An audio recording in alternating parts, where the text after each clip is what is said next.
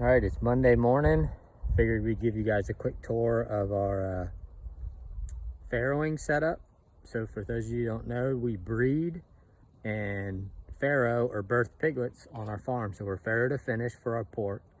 We'll raise about 300 to 400 piglets, and about 80% of those will actually get sold to other small farms so they can finish them out on their farms and not have to deal with this operation and all that goes into it.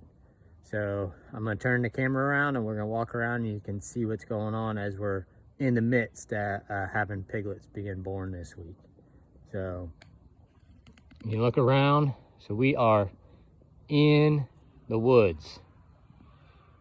Everything happens 24/7 all year in the woods here, right? It's a more neutral environment. It blocks the wind, keeps the temperature more steady, keeps the rain and precipitation from getting on the piglets too bad, and it gives the mamas shade.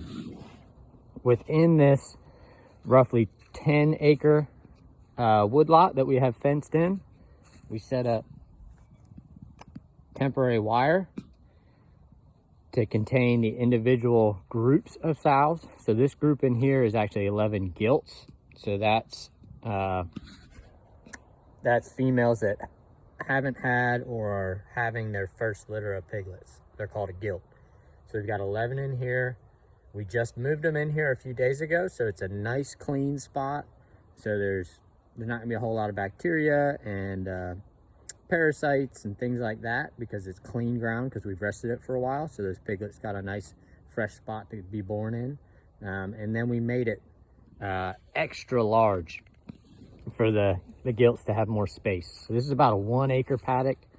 They'll be in here a few extra weeks compared to normal, just because we want the piglets to be big enough to be able to follow behind the mamas and all that.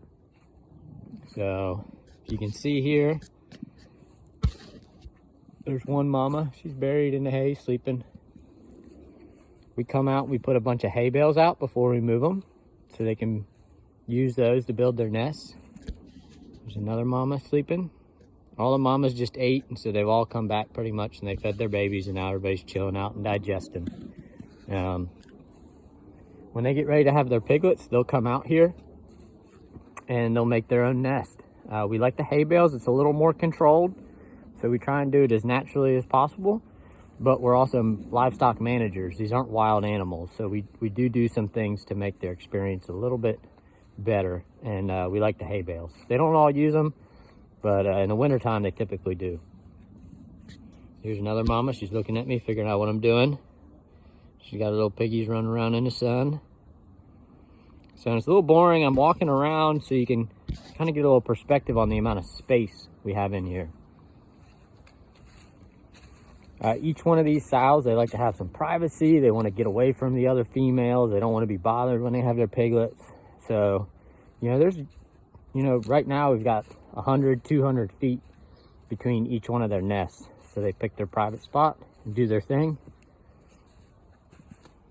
So she hasn't had her pigs yet. She's just chilling out, digesting breakfast. Way over there is their food and water.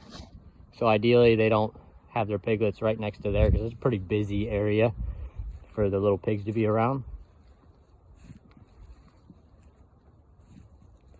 Here's another group.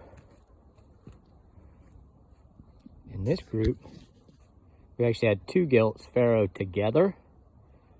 So we're not sure whose piglets are whose, but they seem to be nursing all of them back and forth. So they're kind of doing everything together, which we don't particularly like because it can cause some issues with them laying on piglets. But they did all right this time, so we'll keep a close eye on them next time and see what they do.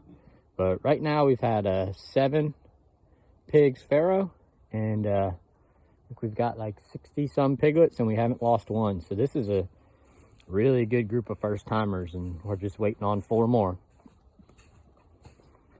All right, and I'll give you one more last look at some more cute little pigs.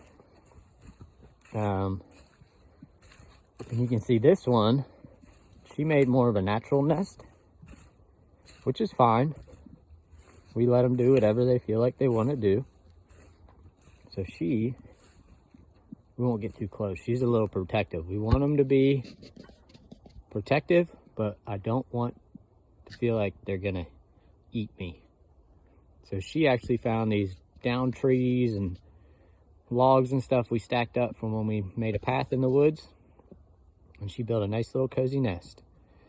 And then we'll come in once they settle. We'll put a tarp up just for any rain that might come in. So yeah, again, you can see we are in the woods, tons of space, nice clean paddock. And this is the way we like to raise our pigs. This is the way we have our piglets born. It's the way we like. It fits within all of our constraints, within the systems that we prefer, within our values. It's not the only way, not the best way. It's just how we choose to do it, and we like people to know how we do things so they can make their own informed decisions on whether that's what they like or maybe they prefer a different system. So yeah, one more glimpse. Cute little sleeping piggies and a tired mama.